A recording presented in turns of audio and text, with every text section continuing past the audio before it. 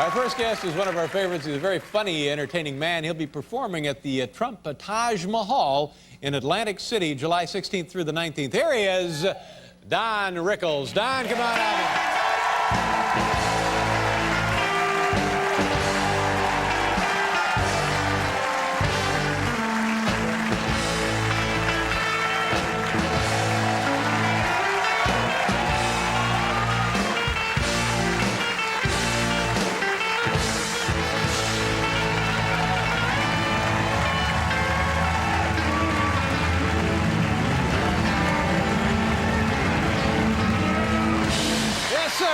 Don Rickles, ladies and gentlemen.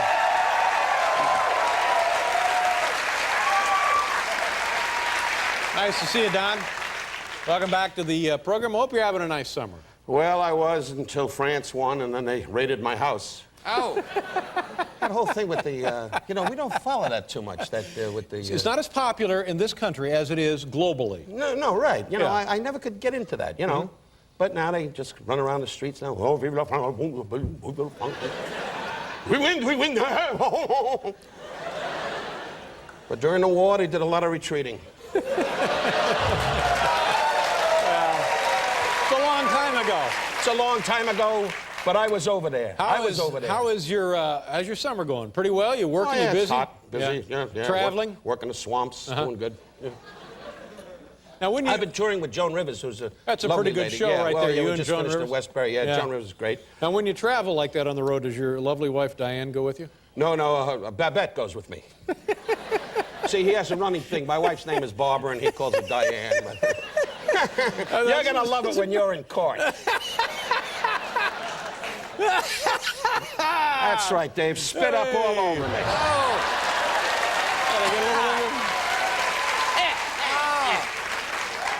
You were on hiatus all this time, right? Yeah. Sat up in Connecticut, swallowing flies. What'd you do?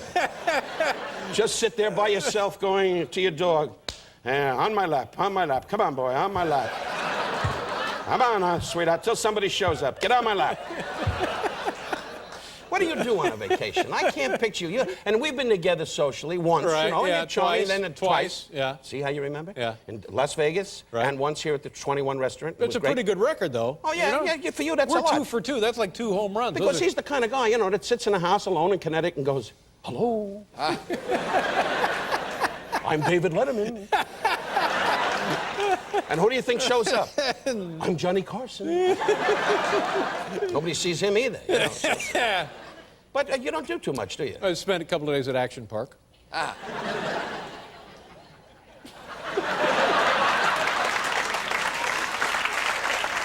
know, I got a couple of things we need to talk to you about. First of all, your buddy, my old friend, Mr. Dodger, Tommy Lasorda, back in the organization. Yep. He's a general manager of the LA Dodgers Yep, now? he is. Yeah. And the Dodgers are doing great now. They're about 78 games behind. And Tommy's doing a great job. He's trading everything that moves, anything that moves. What are you doing? I'm just a guy selling hot dogs. You're on the team. Anyway, we're making a lot of big changes, you know, because the new Australian guy, Murdoch. Rupert Murdoch. Who knows got all the money. He's got all the money. Just sits there going, trade. He doesn't know what's going on. No. He sits around just belching up money with John Kluge. Actually belching up money. Belching up money. Wow. You don't need wow. Just belching up money is fine. Wow, unless you're some little idiot on the street. Wow, my skates are gone. No, wow. but I just, honestly, if you saw a guy belching up money, you might say, wow. When you get a chance, we're really rolling along, and you're getting on my nerves. I don't know who you are. This guy's standing there with the microphone. He's just standing there, He's just standing there going, hey, funny stuff. He belongs here. Seems to be funny stuff. Yeah, all right, he's fine. You're all right, though, Corky. You're Italian, right? Yeah, he's Spanish. What, that's better? Anyway, you're Spanish. Good lovers, huh? Now, lay in bed at night, huh? Now, how would you know that? I know. I've been to Spain. Have you ever been to Spain? Yes, I have. Where? Madrid. I was in Madrid, too. Well, Barcelona? No. Seville? No. Well, you haven't been to Spain. I've been to Madrid. I just said... Well, Madrid's great, with the tapas and the whole thing, and the ladies, right? Am I right, Corky? And the ladies, they stand in the hotel lobby going, toro. And I'm happily married, and may God paralyze me if I would cheat on my wife.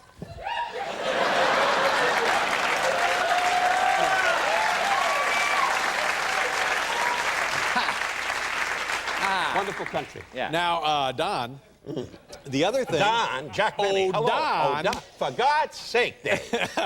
Anyway. I want you to now tell us a good story, a favorite story of yours about Frank Sinatra. Well, first of all, as you know, he was a great man, and there'll never be another Frank. He was a legend, and I loved him dearly. He was a great man. And he was...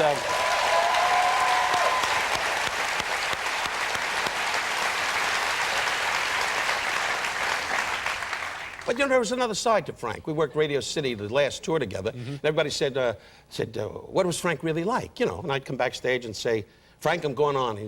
I thought my name for a long time was Get Out of the Way. But, you see, you're laughing. That joke could hurt my family. I got an aunt in the Bronx now. I'll never see her again. I know that. No, I make jokes about Frank with the gangsters and all that. It was all baloney. When I opened my opening night with him, whenever I opened, they all sat there and went, hey, yeah, bravo, bravo, yeah. I thought they were hoarse. They were choking on gunpowder.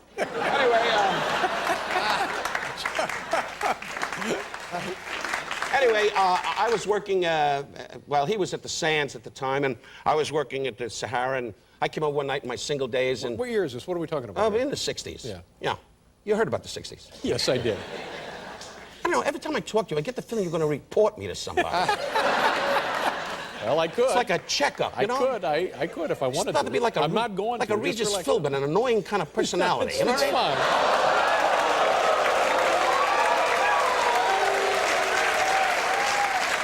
fine. Hey, for the money you're paying, I can say whatever I want. Regis is a friend of mine, and he's annoying. Now, listen.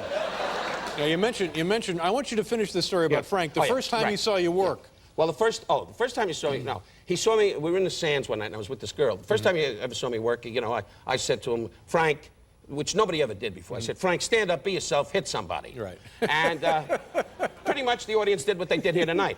And then all the guys with him went, that's a funny line, eh? And then he laughed, and then I knew they weren't going to hurt my family. But the idea was I was sitting in the Sands, and he called me, and I was with this girl, lovely girl. What was her name? Linda. Linda. I'll need it for the report. Yeah, right.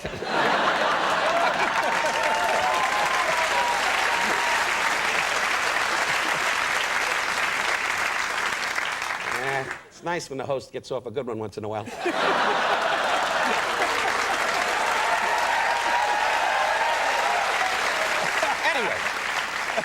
David, she came over. I was sitting with her, and she's going, do you know Frank Sinatra? And I'm making a try. I said, oh, sweetheart. Kidding? Personal friend of mine. Which I knew he was, but, you know, and he's sitting there with a bunch of people, and he's got security all around. And I said, and it's in this cocktail lounge, and the violins are playing, and everybody, and the waiters are tinkling, and Frank's there going, summer wind, you know, and the wind goes by, and the broads are going, summer wind. And I'm at the other table, and in those days I was smoking, I was missing my mouth with the puffs. And she said, and I knew if Frank came over, it's a definite score for the big guy. Yeah. You know what I mean? Sure. And in those days, the big guy, oh boy, there was a lot of throbbing going on, a lot of throbbing.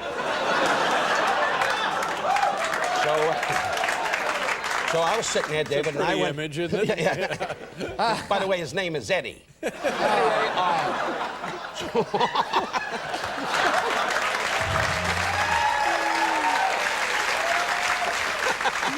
Anyway, David, so I went over and I said, Frank, if you could come over for a couple of minutes and just say hello to the girl, it would mean a lot to me. It would help me out. Sure. He says, you got it, kid, you got it. And the violins are playing, and she's saying, oh, to you, my darling, we had a little champagne. Boom. And I'm missing my mouth. It's running down, you know, into the underwear and Ice and Eddie. And I'm sitting there. Is this too fast for you? No, it's fine. Anyway, you're sitting there like you're the Monsignor in Chicago or something. Anyway, so I'm turning around, and I'm having a drink, and he comes over and he says, hey, Don, it's good to see you. And with the violins playing, and I get up right at the time, and I go, not now, Frank. Can't you see I'm with people? How do I know if your album's going to sell? Leave me alone.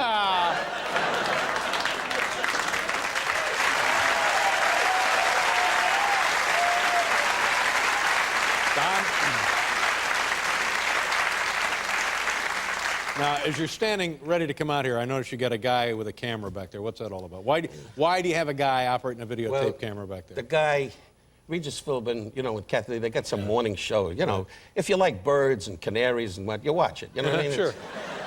Goes on at 9 in the morning, and a woman comes out and plants a plant in your legs and the whole thing. And they sit around are they and they following you around? Yeah, they're lonely. The show's going nowhere. You know what I mean?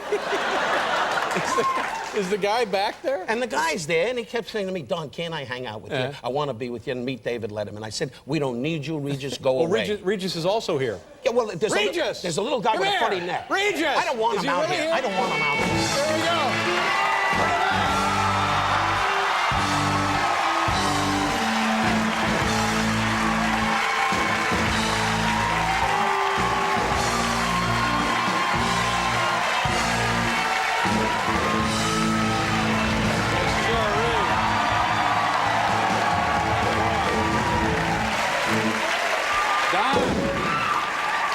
Don, what did you prove?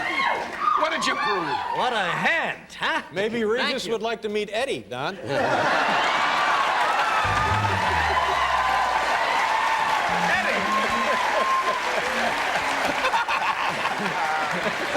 Yes, sir. Yeah, I'd like to meet Eddie. We can arrange that. They're going to be in a VA hospital, if you know, out there. So good to see you, Regis. Nice to see you, Don. Tell the people how bad your show's doing. Are you gonna be with Regis tomorrow? Yeah, I'm going to be on Regis tomorrow because it's the begging and the begging. No. They love you. You love them. What are you, a priest? That's right. I'm a priest. I'm a rabbi. I don't agree. What do you think Don of that? Rickles, ladies and gentlemen, and Regis Philbin. We'll be right back.